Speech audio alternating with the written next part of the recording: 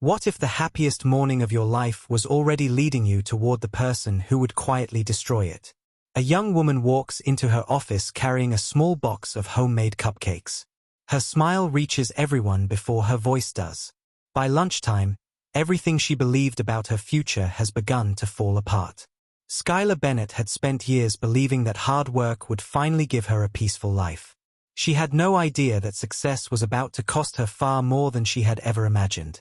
Monday, 8:12 a.m. Skylar greeted every coworker she passed. The promotion she had chased for years had finally become real.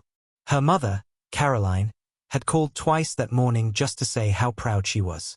For the first time in years, Skylar talked about buying a home instead of worrying about paying rent. Nobody noticed how quietly one person stopped smiling when the announcement was made. Main suspect, Clayton Brooks. Clayton congratulated her with a firm handshake. His words sounded sincere. His expression didn't. Naomi caught the moment from across the room. It lasted barely a second before Clayton smiled again, as if nothing had happened. Skylar laughed with everyone else. She never realized that one promotion had just changed far more than her job title. But one detail didn't add up. Before the afternoon meeting began, someone asked a question that seemed completely harmless. "Skylar, did you ask to review those records?" She looked confused. "What records?" The room fell unusually quiet. And that was the first sign that someone had already begun rewriting her future. 24 hours later. Skylar couldn't stop thinking about the question from the meeting. She walked straight to Kennedy Foster in Human Resources. "I never requested those records." Kennedy frowned. "But the request came from your employee account." Skylar's heartbeat quickened. "I didn't send anything." Kennedy turned the monitor toward her. There it was. Her name. Her employee ID. Her digital approval. Everything looked authentic. The request was real. But she says she never made it. Skylar immediately changed her password, convinced it was just a mistake. She had no idea the damage had already spread. That afternoon, Clayton passed her desk. He smiled politely. "Don't worry," he said. "These things usually work themselves out." The words were comforting. The timing wasn't. Across the office, Naomi watched Skylar's face change. For the first time since the promotion, she looked frightened instead of hopeful. One person knew more than they admitted. The investigation hadn't officially started, but someone had already made the first move. And Skylar was the only person who didn't know she was being pulled into it. 3 days later, Skylar was called into a private meeting. She expected answers. Instead, she was shown documents she had never seen before. Expense approvals. Internal transfers. Confidential files. Every one of them carried her digital authorization. Skylar stared at the pages. "I didn't approve of any of this." The room stayed silent. The evidence pointed to Skylar. Outside the meeting room, Naomi caught up with her. "I believe you," she whispered. "But someone wants everyone else to believe the paperwork." Skylar's eyes filled with tears.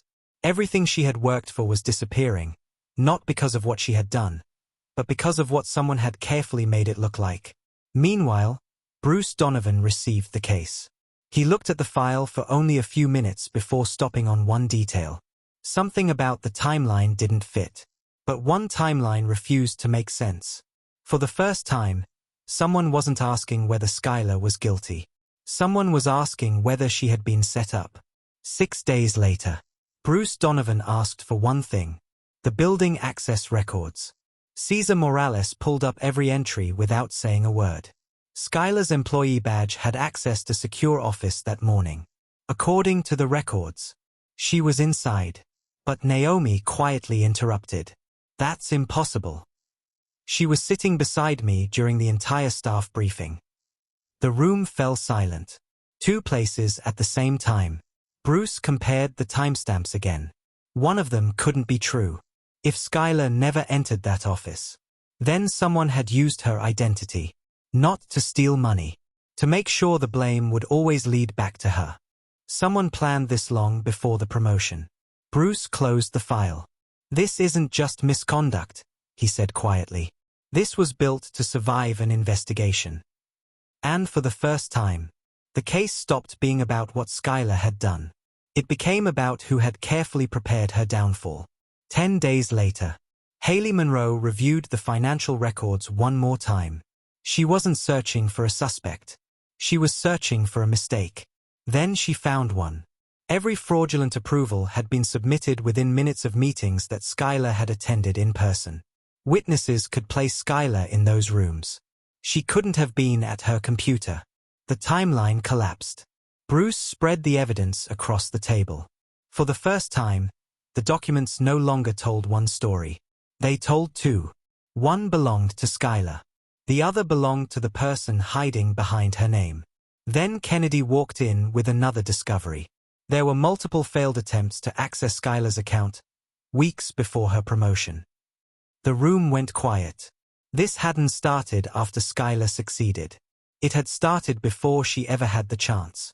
The promotion was never the beginning. Bruce looked at Clayton's name in the company records. He didn't accuse him. He simply circled it. And suddenly, trust became the most dangerous piece of evidence in the entire case. 2 weeks later, Bruce requested one final review of the company login history. One pattern refused to disappear. Every false approval happened shortly after Clayton met privately with Skylar. Not once. Every time. Bruce interviewed employees separately. Most remembered Clayton praising Skylar after her promotion. Then one coworker quietly said something no one else had mentioned. He always wanted to know where Skylar was, almost every hour. The comment seemed ordinary. Until it wasn't. Bruce compared the interviews with the digital timeline. The pieces finally aligned. This wasn't random. Someone had stayed close enough to predict her every move. The betrayal was closer than anyone imagined. Skylar sat outside the interview room, fighting back tears. She had spent weeks defending herself. She never imagined the person she trusted at work would become the center of the investigation. Bruce closed the file. There is enough to move forward. But one question still remained. Why would someone destroy the very person they had just congratulated? Several months later, investigators proved Skylar hadn't created the fraudulent approvals. The evidence pointed somewhere else. The digital trail, witness statements, and access records all led to the same person. Clayton Brooks was arrested and later convicted for orchestrating the scheme that framed Skylar, destroying her career to protect his own misconduct. Justice won. When the verdict was read, Skylar didn't celebrate. She cried. Not because she had defeated someone, but because someone had finally believed her. Caroline held her daughter as they walked out of the courthouse. "You never stopped telling the truth," she whispered. Skylar lost precious months, her reputation, and the peace she had worked so hard to build. She could never get that time back. But she got something just as important. Her name. And sometimes, justice begins the moment one person refuses to give up on the truth. Never ignore the quiet signs. If this story reminded you how easily trust can be abused, and why the truth is always worth fighting for, subscribe to The Veil of Secret for more gripping true crime stories where every clue matters, every voice deserves to be heard, and every victim's story is remembered.